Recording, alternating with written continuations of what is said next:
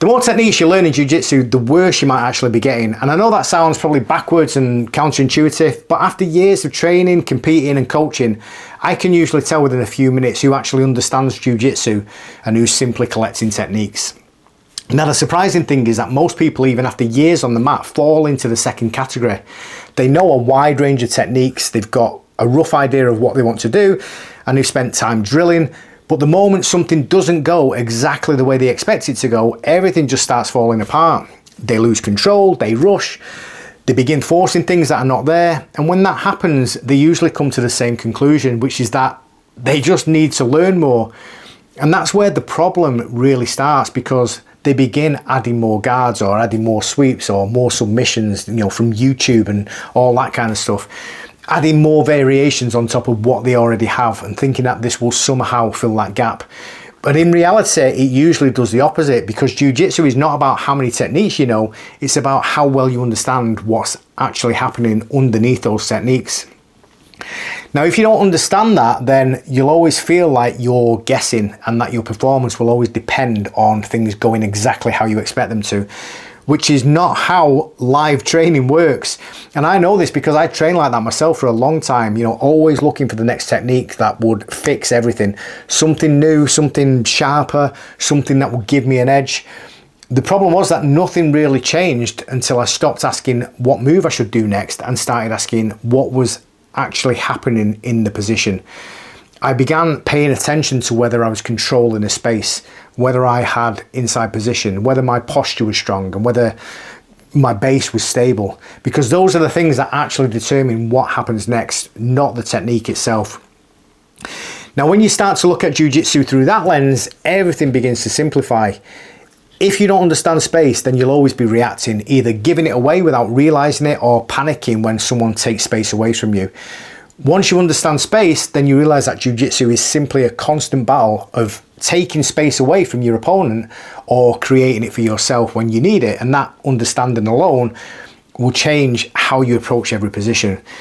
Frames become less about memorizing specific movements and more about creating structure that prevents you from being flattened out and controlled.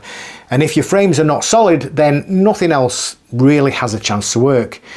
The same applies for inside position, which is one of the most overlooked aspects of jiu-jitsu. And a simple way to understand it is through something as simple as the underhook. The underhook is not just a technique, it's a positional advantage that gives you access to your opponent's center line, meaning the head, spine, hips, and it allows you to start dictating what happens next.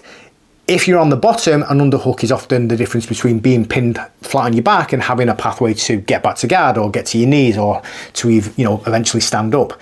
It creates a connection, a structure, and the ability to move. On the other hand, if you're on top, controlling the underhook, then that allows you to flatten your opponent, to pin them in place, and to begin building pressure that can lead to a more dominant position, maybe a transition to knee on belly or mount, or even a submission. This idea is not limited to jiu-jitsu either, and that's where it becomes even more important to understand. In wrestling, inside control is everything when it comes to ties, setups, takedowns, and without it, you're constantly being moved and manipulated and pushed back and vulnerable to takedowns yourself. In Muay Thai, controlling that inside space in the clinch is what allows you to dominate posture, break balance, and land elbows while limiting your opponent's ability to do the same. Across all these disciplines, the principles remain the same, which is that inside position gives you access to the center, and the person who controls the center is usually the one in control of the fight.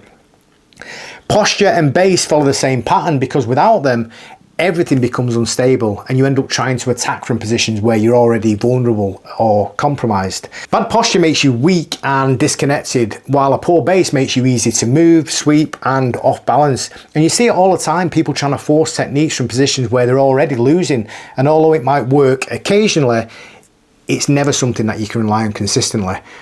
The shift comes when you stop trying to learn more and instead start refining what you already know through these principles.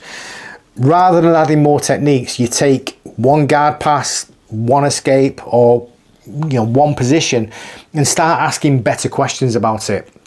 You look at where you're losing space or where you're giving up inside position, or where your posture's breaking down, or where your base is unstable. And by fixing these things, the techniques themselves start to work across a much wider range of situations. And that's when jiu-jitsu starts to feel different, because it slows down, it makes more sense, and you stop forcing things and start controlling them. None of this means that techniques are unimportant, because they clearly are. You know, you can't just step onto the mat and expect to make a random movement work on someone and submit someone with it. Technique gives you the direction and something to apply, but principles give you understanding, and that understanding is what allows you to adapt when things don't go to plan. And that's ultimately the difference between someone who looks good in drills and someone who can consistently perform in live rounds. If you feel stuck right now, or if you feel like you're learning a lot but nothing's really coming together when it matters, then it's worth taking a step back and looking at how you're approaching your training. Instead of chasing more techniques and going on YouTube and Googling John Danaher, start paying attention to what's actually happening in the positions that you're already in, because when you get the principles right, everything else starts to fall into place.